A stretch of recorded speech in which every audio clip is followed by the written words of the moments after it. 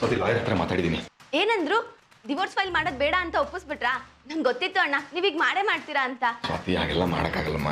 ಈ lawyer file ಮಾಡದೆ ಹೋದ್ರೆ ಬೆಂಗಳೂರಲ್ಲಿ 1000 ಜನ ಲಾಯರ್ಸ್ ಇದ್ದಾರೆ, ಮಾವ ಅವ್ರ ಹತ್ರ ಮಾಡಿಸ್ಬಿಡ್ತಾರೆ. ಅದೆಲ್ಲ ಪರಿಹಾರ.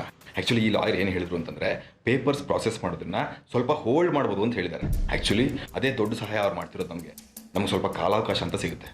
ಕಾಲಾವಕಾಶ ಅಂದ್ರೆ ಹೇಗೆ ಅಣ್ಣ? ಅಂದ್ರೆ ಇವತ್ತಲ್ಲ ನಾಳೆ ಅದು ಮಾಡೇ ಮಾಡ್ತಾರೆ ಅಂತ ತಾನೆ? ಅದು ನಿಜ, ಬಟ್ ಬೀಸೋದೊಣೆ ತಪ್ಪಿಸ್ಕೊಂಡ್ರೆ 1000 ವರ್ಷ ಆಯಸ್ಸಂತೆ. ನೋಡೋಣ ಇದೇ ನೆಪದಲ್ಲಿ ಅವರಿಬ್ರು ಡಿವೋರ್ಸ್ ಕೊಡೋದನ್ನ ಮರೆಸ್ಬಿಡ್ಬೋದಾ ಅಂತ. ಮಾವನ್ ಸಿಟ್ಟು ನೋಡಿದ್ರೆ ಅವ್ರು ಮರಿತಾರೆ ಅಂತ ನಂಗೆ ಅನ್ಸಲ್ಲ. ಅದ್ರ ಜೊತೆಗೆ ನಾವು ಬೇರೆ ಪ್ರಯತ್ನನೂ ಮಾಡಬೇಕು ಸ್ವಾತಿ.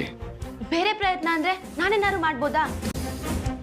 ಆಕ್ಚುಲಿ ನೀನ್ ಮಾಡಬೇಕು ಅಂತಂದ್ರೆ ಮಾವನ್ ಕಾಲ್ ಹಿಡ್ಕೊಂಡು ದಯವಿಟ್ಟು ಮಾವ ಹೀಗೆ ಮಾಡಬೇಡಿ, ಅತ್ತೆನ ಏನಾದ್ರೂ ಮಾಡಿ ನಾನು ಒಪ್ಸಿ ಕರ್ಕೊಂಡು ಬಂದ್ಬಿಡ್ತೀನಿ ಅಂತ ಹೇಳಿದ್ರೆ ಎಲ್ಲ ಸರಿ ಹೋಗ್ಬೋದಲ್ವಾ ಅಣ್ಣ? ನೀನು ತುಂಬಾ ಒಳ್ಳೆ ಹುಡುಗಿ ಸ್ವಾತಿ. ಆರ್ಯನಿಗೆ ಕರೆಕ್ಟ್ ಆಗಿದೆಯಾ, ಆದ್ರೆ ಗಂಡ ಹೆಂಡತಿ ಇಬ್ರು ಇಷ್ಟು ಒಳ್ಳೆತನ ಇಟ್ಕೊಂಡ್ರೆ ತುಂಬಾ ಕಷ್ಟ. ಕೆಟ್ಟತನ ಇಟ್ಕೊಂಡ್ರೆ ಅತ್ತೆ ಮಾವ ಒಂದಾಗ್ತಾರ ಹೇಳಿ? ಎಕ್ಸಾಕ್ಟ್ಲಿ. ನೀನೀಗ ಸ್ವಲ್ಪ ಕೆಟ್ಟವಳಾಗಬೇಕು. ಯಾಕೆ? ಮಾವ ಆಸ್ತಿನ ಪೂರ್ತಿಯಾಗಿ ಅತ್ತೆ ಹೆಸರಿಗೆ ಬರೆಯಕ್ಕೆ ರೆಡಿ ಆಗಿದ್ದಾರೆ. ಆರ್ಯನು ಅದಕ್ಕೆ ಒಪ್ಕೊಂಡಿದ್ದಾನೆ. ನೀನು ಆರ್ಯನ್ನ ಕನ್ವಿನ್ಸ್ ಮಾಡಬೇಕು. ಏನಂತ? ಅತ್ತೆ ಹೆಸರಿಗೆ ಆಸ್ತಿನ ಬರೆಯಕ್ಕೆ ಕೂಡ್ದು ಅಂತ. ನಾನು ಯಾಕೆ ಹಾಗೆ ಹೇಳಿ? ನಾನು ಹಾಗೆ ಹೇಳಿದ್ರು ಆರ್ಯ ಕೇಳ್ಬಿಡ್ತಾರಾ? ಕೇಳೋ ಹಾಗೆ ನೀನು ಮಾಡಬೇಕು ಸ್ವಾತಿ. ಆದ್ರೂ ಅದಕ್ಕೂ ಡಿವೋರ್ಸ್ಗೂ ಸಂಬಂಧ ಇದೆ. ನೀನು ಆಸ್ತಿ ಕೇಳಿ ಆರ್ಯ ಹೋಗಿ ಮಾವನ ಹತ್ರ ಅದನ್ನು ತಡೆದು ಒಬ್ರಿಗೊಬ್ರು ಕನ್ವಿನ್ಸ್ ಮಾಡೋ ನೆಪದಲ್ಲಿ ನಮಗೊಂದಷ್ಟು ಟೈಮ್ ಸಿಗುತ್ತೆ. ಈಗ ಟೈಮ್ ಇಲ್ಲಮ್ಮ ನಮಗೆಲ್ಲ. ಆದ್ರೆ ಅತ್ತೆಗೆ ಆಸ್ತಿ ಕೊಡ್ಬೇಡಿ ಅಂತ ನಾ ಹೇಗೆ ಹೇಳಿ? ಅದಕ್ಕೆ ಹೇಳಿದ್ದು ನೀನು ಕೆಟ್ಟವಳಾಗಬೇಕು ಅಂತ. ನಿನ್ಗೋಸ್ಕರ ಕೆಟ್ಟವಳಾಗಬೇಡ ಸ್ವಾತಿ, ಅತ್ತೆ ಮಾವನಿಗೋಸ್ಕರ ಕೆಟ್ಟವಳಾಗೋ ಪರವಾಗಿಲ್ಲ. ನಾನು ಕೆಟ್ಟವಳಾಗೋದ್ರ ಬಗ್ಗೆ ನನಗೆ ಚಿಂತೆ ಇಲ್ಲ. ಆದ್ರೆ ಆರ್ಯ ನನ್ನ ಮಾತು ಕೇಳ್ತಾರಾ? ಅದನ್ನ ಮಾವನ ಹತ್ರ ಹೋಗಿ ಹೇಳ್ತಾರಾ? ಅದನ್ನೇ ನೀನು ಮಾಡಿಸ್ಬೇಕಾಗಿರೋದು ಇವಾಗ. ಅಕಸ್ಮಾತ್ ಆರ್ಯ ನನ್ನ ಮದ್ವೆ ಆಗಕ್ಕೆ ಒಪ್ದೆ ನೀನ್ ಯಾರು ಇದನ್ನೆಲ್ಲ ಕೇಳೋಕೆ? ಈ ಮನೆಯಿಂದ ಹೊರಟ್ಬಿಡು ಅಂತ ಹೇಳಿದ್ರೆ ಏನು ಉಳಿಯಲ್ವಲ್ಲ ಸ್ವಾತಿ. ಹಾಗೆಲ್ಲ ಆಗೋದಕ್ಕೆ ನಾನು ಬಿಡಲ್ಲಮ್ಮ. Don't worry. ನೀನು ಫಸ್ಟು ಈ ಪಾಯಿಂಟ್ನ ಆರ್ಯನ ತಲೆಗೆ ತುಂಬು. ಅಮ್ಮನಿಗೆ ಆಸ್ತಿ ಕೊಡಬಾರ್ದು ಅಂತ. ಆರ್ಯನು ಏನು ಕೆಟ್ಟವನಲ್ಲ. ದುಡ್ಡಿನ ಹಿಂದೆ ಆಸ್ತಿ ಹಿಂದೆ ಬೀಳೋ ಜನನೇ ಬೇರೆ. ಆದರೆ ಈಗ ಬಲವಂತವಾಗಿ ಆ ಜನರಲ್ಲಿ ನೀನು ಒಬ್ಬಳಾಗಬೇಕಾಗಿದೆ, ಬಟ್ ಒಳ್ಳೆದಕ್ಕೆ. ಆಯ್ತು ಅಣ್ಣ, ಪ್ರಯತ್ನ ಪಡ್ತೀನಿ.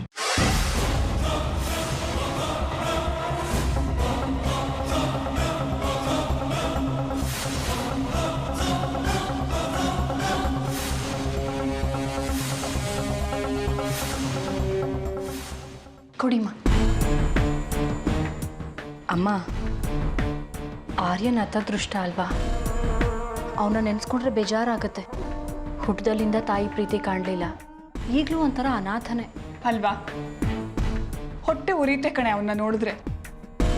ಸೂರ್ಯನಿಗೆ ಯಾರೇ ಹೇಳ್ತಾರೆ, ಅವನಿಗೋ ಆರ್ತಿ ಮೇಲೆ ಹುಚ್ಚು ಪ್ರೀತಿ. ಅಂಥವಳಿಗೆಲ್ಲ ಕೊಡಕ್ಕೆ ನಿಂತಿದ್ದಾನೆ. ನೀವು ಹೇಳಬೇಕು ಮಾ ಸೂರ್ಯ ಅವ್ರಿಗೆ, ಅಯೋಗ್ಯರಿಗೆ ಪ್ರೀತಿ, ಅಪಾತ್ರರಿಗೆ ದಾನ ಮಾಡೋದು ಸರಿಯಲ್ಲ ಅಂತ. ಯಾರೇ ಹೇಳ್ತಾರೆ? ಮೊಮ್ಮಗ ಆಸ್ತಿ ಬೇಡ ಅಂದ, ಮಗ ಎಲ್ಲ ಕೊಡಕ್ಕೆ ನಿಂತಿದ್ದಾನೆ. ನಾ ಹೇಳ್ತೀನಿ ಕೇಳು, ಆರ್ತಿಗೆ ಮಾತ್ರ ಒಳ್ಳೇದಾಗಲ್ಲ. ಶಾಪ ಒಳ್ಳೇದಾಗಲ್ಲ ಇದೆಲ್ಲ ಸರಿ, ಆದರೆ ಇರೋರ್ಗೆ ಹೇಳಿ. ಪಾಪ ಆರ್ಯ ನೆನೆಸ್ಕೊಂಡ್ರೆ ಬೇಜಾರಾಗತ್ತೆ. ಅಮ್ಮನೂ ಇಲ್ಲ, ಆಸ್ತಿನೂ ಇಲ್ಲ, ಕೊನೆಗೆ ಮದುವೆನೂ ಇಲ್ಲ. ಮದುವೆ ಯಾಕಿಲ್ಲ? ಸ್ವಾತಿ ಇದ್ದಾಳಲ್ಲ, ತುಂಬ ಒಳ್ಳೆ ಹುಡುಗಿ ಕಣೆ. ಒಳ್ಳೆ ಹುಡುಗಿನೇ ಇವಾಗಿದ್ದಾಳೆ. ಆದರೆ ಇನ್ಮೇಲೆ ಆಸ್ತಿ ಇಲ್ಲ, ಮನೆ ಇಲ್ಲ ಅಂತ ಆದಮೇಲೆ ಏನು ಮಾಡ್ತಾಳೋ ಏನೋ. ಈಗಿನ ಕಾಲದ ಹುಡುಗಿರು ನಂಬೋಕ್ಕಾಗಲ್ಲ ಅಲ್ವಮ್ಮ?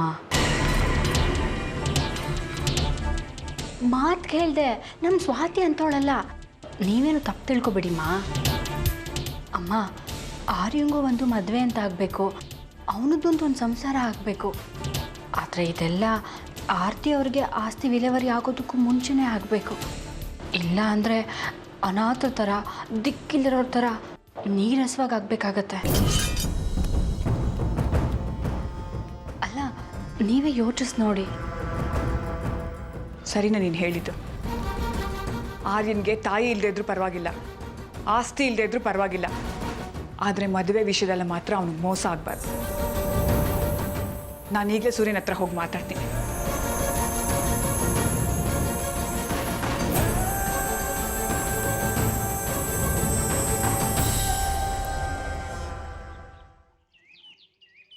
ಸೂರ್ಯ, ನಮಗೆ ಆ ಆಲೋಚನೆನೇ ಬಂದಿರಲಿಲ್ಲ ನೋಡು. ಯಾವ ವಿಷಯಕ್ಕೆ? ಸ್ವಾತಿ ಆರ್ಯನ್ ಬಗ್ಗೆ. ಏನಾಯ್ತು ಅವಳಿಗೆ?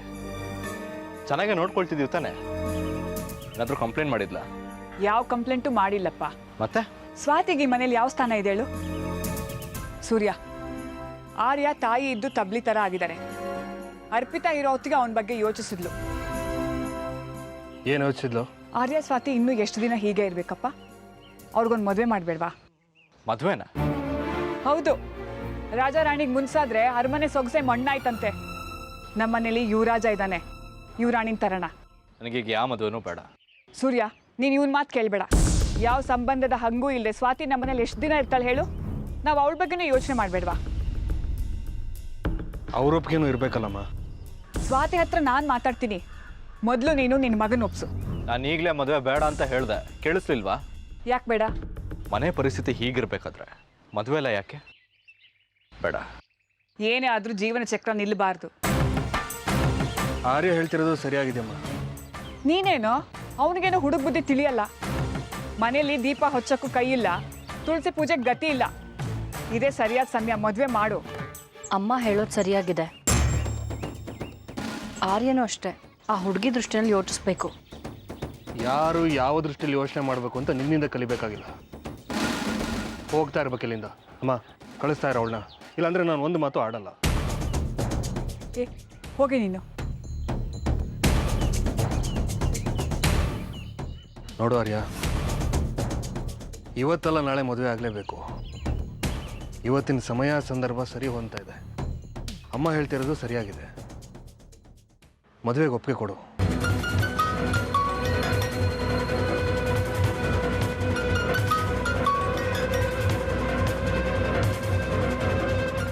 ಹಲೋ ನರಸಿಂಹಾಚಾರ್ರೆ, ನಮಸ್ಕಾರ. ನಾಳೆ ಮನೆ ಹತ್ರ ಬನ್ನಿ, ಮಾತಾಡಕ್ಕಿದೆ.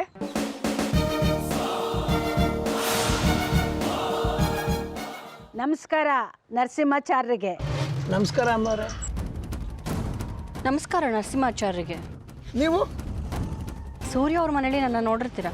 ಅನ್ಕೊಂಡೆ ನೀವು ಅವ್ರ ಮನೆಯವರೇ ಇರ್ಬೋದು ಅಂತ. ಅಯ್ಯಯ್ಯೋ, ಅವ್ರ ಮನೆಯವರಲ್ಲ ಇವರು, ಅವ್ರ ಫ್ರೆಂಡು ಅಷ್ಟೇ. ಗೊತ್ತಿಲ್ವೇ?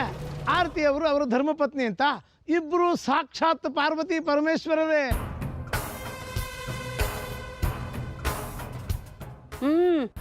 ನೀವು ಒಬ್ಬರು ಕಡಿಮೆ ಆಗಿದ್ರಿ ಇದನ್ನ ಹೇಳೋದಿಕ್ಕೆ.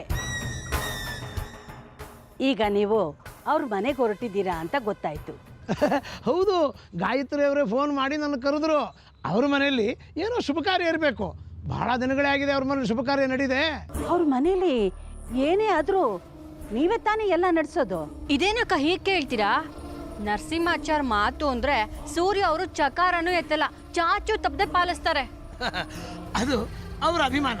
ಅದಕ್ಕಾಗಿ ಅವ್ರ ಮನೆಯಲ್ಲಿ ನಾನು ಯಾವುದೇ ಥರ ಆಸೆ ಲಾಭನೂ ಇಲ್ಲದೆ ಇಷ್ಟು ವರ್ಷದಿಂದ ನಡ್ಸ್ಕೊಂಡು ಬರ್ತಾ ಇದ್ದೀನಿ. ಅವ್ರ ಮನೆಯಲ್ಲಿ ಒಂದು ಮದುವೆ ಕಾರ್ಯ ನಡಿಬೇಕು, ಲಗ್ನ ಫಿಕ್ಸ್ ಮಾಡೋದಕ್ಕೆ ನಿಮ್ಗೆ ಕರೆದಿರೋದು. ಅನ್ಕೊಂಡೆ ಅವ್ರ ಮನೆಯಲ್ಲಿ ಮುಂದಿನ ಶುಭ ಕಾರ್ಯ ನಡೆಯೋದು ಮದುವೆನೇ ಅಂತ. ಯಾರ್ದು? ಮಗಂದ? ಆರ್ಯಂದು. ಅವ್ರು ದೊಡ್ಡ ಮಗ ಇದ್ದಾನಲ್ಲ, ಅವನ ಹೆಸರೇನು? ಆದಿ. ಅವನದಿನ್ನೂ ಮದುವೆ ಆಗಿಲ್ವೇನೋ? ಅಥವಾ ನಮ್ಗೆ ಯಾರಿಗೂ ಹೇಳಿದೆ? ಇಲ್ಲ ಇಲ್ಲ ಇಲ್ಲ, ನಾನು ಅದನ್ನೇ ಹೇಳಕ್ ಕರೆದಿರೋದು. ಇಬ್ರಿಗೂ ಹುಡುಗಿ ಫಿಕ್ಸ್ ಆಗಿದೆ. ಒಂದೇ ದಿನ ಮದುವೆ ಆದ್ರೆ ತುಂಬಾ ಒಳ್ಳೇದು. ಬಹಳ ಸಂತೋಷ. ಎಲ್ಲ ಒಂದೇ ದಿವಸ ಆಗಬೇಕು ಅನ್ನೋ ಒತ್ತಡ. ನಾನು ಪಂಚಾಂಗ ನೋಡಬೇಕು, ಗುಣಗಳು ಹೊಂದ್ಕೋಬೇಕು. ಅದಕ್ಕೆ ಜಾತಕ ನೋಡಿ ನಿರ್ಧಾರ ಮಾಡೋಣ ಅಂತ ಇಲ್ಲಿ ನೋಡಿ ಪಂಚಾಂಗನು ಕೈಯಲ್ಲೇ ತಗೊಂಡು ಹೊರಟಿದ್ದೀನಿ. ಇಬ್ರಿಗೂ ಒಂದೇ ದಿವಸ ಮದುವೆ ಆಗ್ಬೇಕು. ಆ ಥರ ಲಗ್ನ ನೀವು ಇಟ್ಕೊಡ್ಬೇಕು. ಆ ಥರ ನೀವು ಲಗ್ನ ಇಟ್ಕೊಟ್ರೆ ನಿಮಗೇನು ಬೇಕೋ ಆ ಅನುಕೂಲ ನಾನು ಮಾಡ್ತೀನಿ.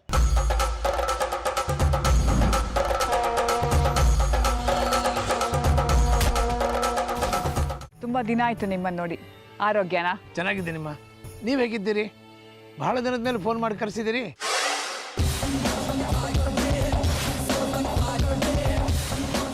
ಎಲ್ಲಿ ಚಿಕ್ಕಮ್ಮ ಅವರು ಕಾಣ್ತಾನೆ ಇಲ್ಲ? ಅವಳಿಲ್ಲ, ಹೊರಗೆ ಹೋಗಿದ್ದಾರೇನು? ಇತ್ತೀಚೆಗೆ ಪೂಜೆ ವ್ರತ ಹೋಮ ಯಾವುದಕ್ಕೂ ಕರೆಸಲೇ ಇಲ್ಲ. ಆರೋಗ್ಯವಾಗಿದ್ದಾರೆ ತಾನೆ? ಅವಳಿಗೇನಾಗಿದೆ? ಗಟ್ಟಿಯಾಗಿದ್ದಾಳೆ. ಅವಳು ಇಲ್ಲಿಲ್ಲ. ಅವಳ ವಿಷಯ ಬೇಡ. ಹಾಗಂದ್ರೆ ಹೇಗೆ? ಈ ಮನೆಗೆ ಶೋಭೆನೇ ಅವರು, ಮಹಾಲಕ್ಷ್ಮಿ. ಇನ್ನು ಮುಂದೆ ಅವಳು ಈ ಮನೇಲಿ ಇರಲ್ಲ. ಅವಳ ವಿಚಾರ ಬೇಡ. ಇನ್ಮೇಲೆ ಎಲ್ಲ ಅರ್ಪಿತಾನೆ. ಯೋಗಗಳು ಯಾವ್ಯಾವಾಗ ಯಾರ್ಯಾರಿಗೆ ಹ್ಯಾಕ್ ಕೂಡ ಬರುತ್ತೋ ಗೊತ್ತಿಲ್ಲ. ಯಜಮಾನ್ರಿದ್ದಾರಾ? ಅರ್ಪಿತಾ, ಹೋಗಿ ಸೂರ್ಯನ ಕರಿ. ಸೂರ್ಯನ ಮುಂದೆ ಆರತಿ ವಿಚಾರ ಮಾತಾಡಬೇಡಿ. ತುರ್ತಾಗಿ ಬರೋಕ್ಕೆ ಹೇಳಿದೆ, ತೊಂದರೆ ಆಯ್ತೇನೋ? ಖಂಡಿತ ಇಲ್ಲ, ಆದರೆ ನಾನೇ ತುರ್ತಾಗಿ ಹೊರಡಬೇಕು. ಜಾಸ್ತಿ ಸಮಯ ತಗೊಳ್ಳಲ್ಲ. ಆರ್ಯ ಗೊತ್ತಲ್ವಾ? ಗೊತ್ತಿಲ್ಲ ಏನು, ಎರಡನೇ ಮಗ. ಎರಡನೇ ಮಗ ಅಲ್ಲ, ಏಕೈಕ ಪುತ್ರ. ಅಮ್ಮ, ಅವಶ್ಯಕತೆಗೆ ತಕ್ಕಷ್ಟು ಮಾತಾಡಿದ್ರೆ ಎಲ್ರಿಗೂ ಒಳ್ಳೆಯದು ಅಲ್ವಾ? ಆರ್ಯಂಗೆ ಮದುವೆ ಮಾಡಬೇಕು ಅಂತಿದ್ದೀನಿ. ಒಂದು ಒಳ್ಳೆಯ ಲಗ್ನ ನೋಡಿ. ಅಗತ್ಯವಾಗಿ. ಆರ್ಯಂದು ಜನ್ಮ ನಕ್ಷತ್ರ ರೇವತಿ ಅಲ್ವಾ? ಅದು ಆದಿತ್ಯಂದು, ಆರ್ಯಂದು ಚಿತ್ತ. ಹುಡುಗಿದು ಸ್ವಾತಿ ನಕ್ಷತ್ರ, ಅದಕ್ಕೆ ಅದೇ ಹೆಸರಿಟ್ಟಿರೋದು. ಮಹಾ ನಕ್ಷತ್ರ ಅಂದಮೇಲೆ ಜಾತಕ ನೋಡೋ ಅಗತ್ಯನೇ ಇಲ್ಲ. ಇರಿ, ಮುಹೂರ್ತ ಹೇಳೇ ಬಿಡ್ತೀನಿ.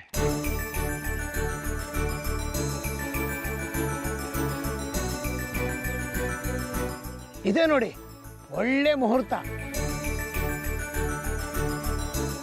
ಬೇರೆ ಏನು ನೋಡೋ ಅಗತ್ಯನೇ ಇಲ್ಲ. ಈ ಮುಹೂರ್ತ ಒಳ್ಳೆ ಅಕ್ಷಯ ತೃತೀಯದ ಮುಹೂರ್ತದ ಥರ ಇದೆ. ಏನು ಮಾಡಿದ್ರು ಶ್ರೇಯಸ್ಸು. ಅದೇ ಮುಹೂರ್ತನೇ ಇಟ್ಕೊಳ್ಳೋಣ. ಯಾವಾಗ ಬೀಳತ್ತೆ? 16ನೇ ತಾರೀಕು ಗುರುವಾರ, ರಾಯರ ವಾರ. ಬೆಳಗ್ಗೆ 10:30ರಿಂದ 11 ಗಂಟೆ ಮುಹೂರ್ತ. ಆಗ್ಬಹುದೇ?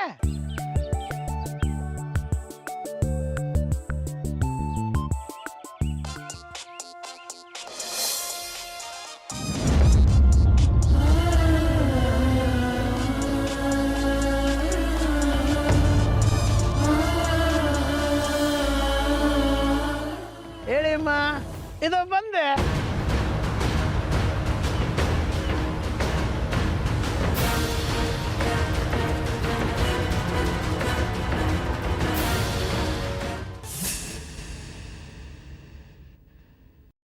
ನಿಮ್ಮನ್ನು ಇಲ್ಲಿ ಕರೆಸಿದ್ದು ನಿಮ್ಗೆ ಆಶ್ಚರ್ಯ ಆಗಿರ್ಬೋದು. ಏನಪ್ಪ ಸೂರ್ಯ ಅವರೆಲ್ಲ ಇಲ್ಲಿ ಕರೆಸಿದ್ದಾರೆ ಅಂತ. ಅದು ಸೂರ್ಯ ಅವರು ಊರಿಗೆ ಹೋಗಿದ್ದಾರೆ, ಇವಳು ಇಲ್ಲಿಗೆ ಬಂದಿದ್ಲು. ಮಾತುಕತೆ ಮುಗಿಸ್ಬಿಡೋಣ ಅಂತ ಕರೆಸಿದೆ. ನಾನು ಸೂರ್ಯ ಅವ್ರ ಮನೆಯಿಂದನೇ ಬರ್ತಾ ಇದ್ದೀನಿ. ವಿಷಯ ಗೊತ್ತಾಯಿತು. ನನಗೆ ತುಂಬ ಬೇಜಾರಾಯಿತು. ಹೆಂಗಿದ್ರಿ, ಹೆಂಗಾಗೋಗಿದ್ದೀರಾ? ಸಾಕ್ಷಾತ್ ಪಾರ್ವತಿ ಪರಮೇಶ್ವರ ಅಂತಿದ್ದೆ. ಆಗಿದ್ದಾಯಿತು, ಏನು ಮಾಡೋಕ್ಕಾಗುತ್ತೆ? ಮುಂದೆ ಮಕ್ಕಳ ಜೀವನ ಇದೆಯಲ್ಲ. ಅವ್ರ ಮನೆಗೆ ಬಂದು ನಾನು ಕರೆಸಿದ್ರು. ಆರ್ಯ ಸ್ವಾತಿ ಅವ್ರದ್ದು ಮದುವೆ ದಿನಾಂಕ ಗೊತ್ತು ಮಾಡೋದಕ್ಕೆ. ತಾಯಿ ಇಲ್ಲದೆ ಮಗನ ಮದುವೆ ಹೇಗ್ರಿ ಮಾಡ್ತಾರೆ? ಇವಳು ಇಲ್ಲಿದ್ದಾಳೆ. ಅಲ್ಲಿ ಅವರಿದಾರಲ್ಲ. ಯಾರು? ಅರ್ಪಿತಾ.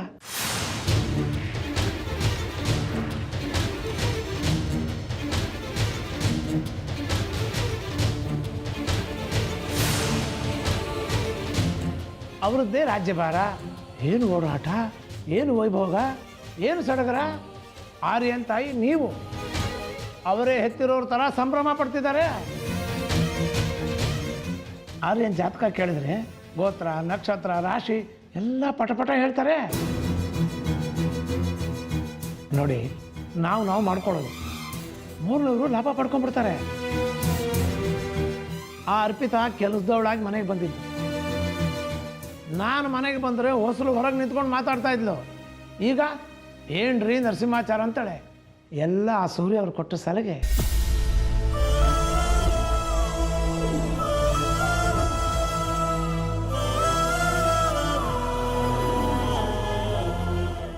ನಾನು ಒಳಗಿರ್ತೀನಿ, ನೀವು ಮಾತಾಡ್ಕೊಡಿ.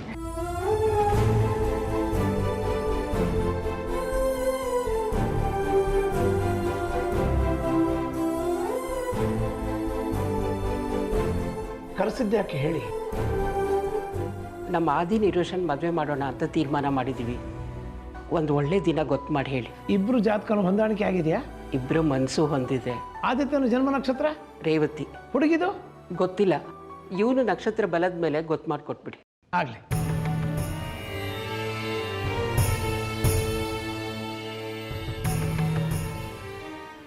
ಹದಿನಾರನೇ ತಾರೀಕು ಆಗ್ಬೋದಾ? ಏನೇ? ಹಾಂ, ಲಗ್ನ ಪತ್ರಿಕೆ ಬರೆದು ಕೊಟ್ಬಿಡಿ. ದೇವಸ್ಥಾನದಲ್ಲಿಟ್ಟು ಪೂಜೆ ಮಾಡಿಸ್ತೀನಿ. ಆಮೇಲೆ ಕರೆಯೋ ಶಾಸ್ತ್ರ ಇಟ್ಕೊಂಡ್ರಾಯ್ತು. ಆಗಲಿ. ವರನ ಹೆಸರು ಆದಿತ್ಯ, ಹುಡುಗಿ ನಿರೋಷ. ನಿರೋಷ, ತಂದೆ ಶಶಾಂಕ್ ಅಲ್ವಾ?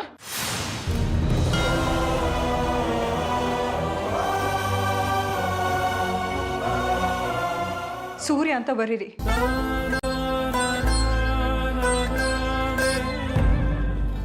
ನೀವು ಅವ್ರ ಜೊತೆಗಿಲ್ಲ, ಶಶಾಂಕ್ ಅವರು ಕಾಲವಾಗಿಲ್ಲ, ಶಶಾಂಕ್ ಅಂತಾನೆ ಬರೀತೀನಿ.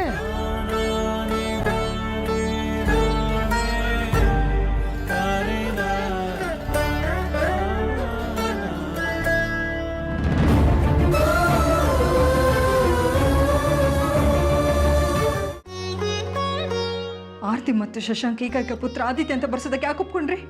ಸೂರ್ಯ ಅವ್ರ ಹೆಸರೇ ಹಾಕ್ಸ್ಬೋದಿತ್ತು ಕಡೆ, ನೀವಿಬ್ರು ಜೊತೆಲಿ ಸಂಸಾರ ಮಾಡ್ಕೊಂಡಿದ್ದಿದ್ರೆ. ಇಲ್ವಲ್ಲ? ಇಲ್ದಿದ್ರೇನು? ಆದಿತ್ಯನ ತಂದೆ ಸೂರ್ಯ ಅವ್ರು ತಾನೆ. ಮಗನಿಗೆ ಜನ್ಮ ಕೊಟ್ಬಿಟ್ರೆ ಸಾಕ? ಮಕ್ಳಿಗೆ ಮಾಡಬೇಕಾಗಿರೋ ಕರ್ತವ್ಯಗಳನ್ನ ಸೂರ್ಯ ಅವ್ರು ಮಾಡಿದ್ದಾರೆ.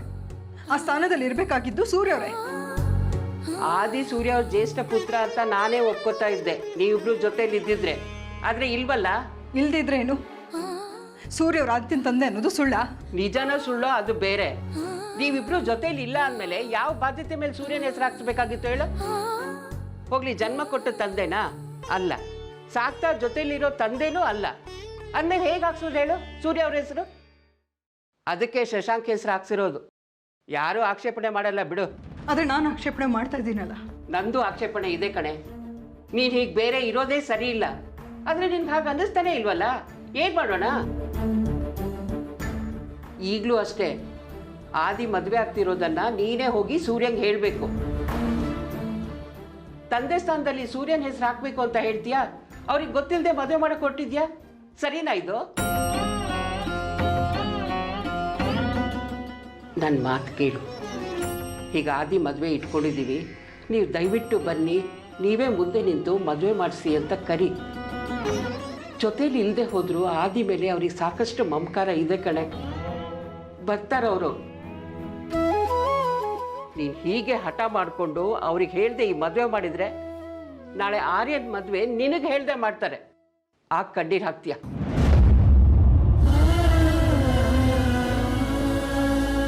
ಅದೇಗೆ ಮಾಡ್ತಾರೆ? ಅವನು ನನ್ನ ಮಗ. ಆದಿನೂ ನನ್ನ ಮಗ ಅಂತಾನೆ ಸೂರ್ಯ ಅವ್ರು ಅನ್ಕೊಂಡಿದ್ದಾರೆ. ಅದಕ್ಕೇನು ಬೆಲೆ ಕೊಡ್ತಾ ಇದೀಯ ನೀನು? ಆರ್ಯ ಏನು ನಿನ್ನನ್ನು ತಾಯಿ ಸ್ಥಾನದಲ್ಲಿ ಇಟ್ಟಿಲ್ಲ. ನಿನಗೆ ಹೇಳ್ದೆ ಅವ್ನು ಮದುವೆ ಮಾಡಿಕೊಂಡ್ರು ನೀನು ಆಕ್ಷೇಪಣೆ ಮಾಡೋ ಹಾಗಿಲ್ಲ. ಆಮೇಲೆ ನೋಡು, ಹಾಗಾಗಬಾರ್ದು ಅಂದರೆ ನೀನೇ ಹೋಗಿ ಸೂರ್ಯನ್ಗೆ ಮದುವೆ ವಿಚಾರ ತಿಳಿಸು.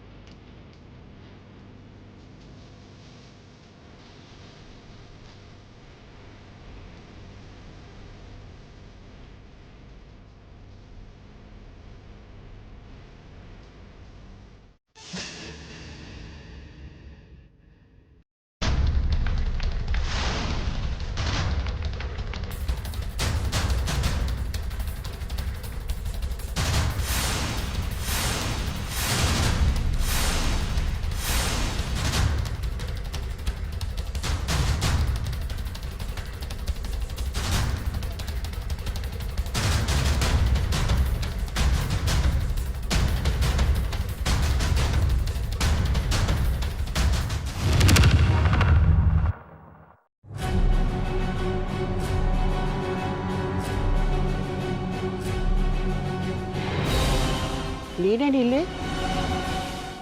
ಅಜ್ಜಿ, ನಾನು ಆರತಿ ಆಂಟಿ ಹತ್ರ ಮಾತಾಡಬೇಕು. ದಯವಿಟ್ಟು ನನ್ನ ಒಳಗೆ ಕರ್ಕೊಂಡೋಗಿ. ಆದರೆ ಈ ವಿಷಯ ನಿರೋಷಂಗೆ ಗೊತ್ತಾಗಬಾರ್ದು. ಏನೇ ಅಂತ ಮುಖ್ಯವಾದ ವಿಷಯ? ಅಜ್ಜಿ, ಹೇಳ್ತೀನಿ. ಒಂದು ನಿಮಿಷ ಇರು.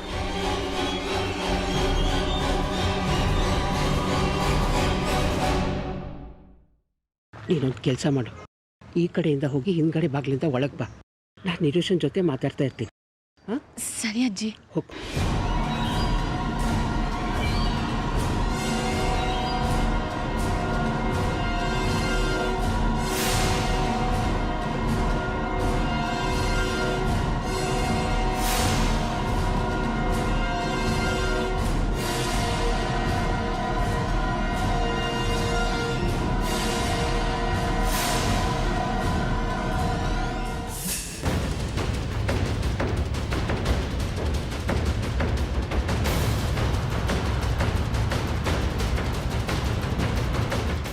ನಿರೋಷ, ಬಟ್ಟೆನೆಲ್ಲ ರೂಮಲ್ಲಿ ತಂದಿಡು.